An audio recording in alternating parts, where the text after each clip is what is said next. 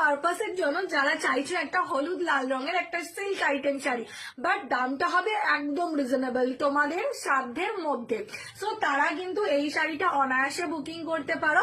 একদম হলুদ লালের ওপরে থাকছে তোমাদের জন্য একদম কি বলতো গাদোয়াল শাড়ি, একদম ভেলভেট পাড়ির ওপরে থাকছে।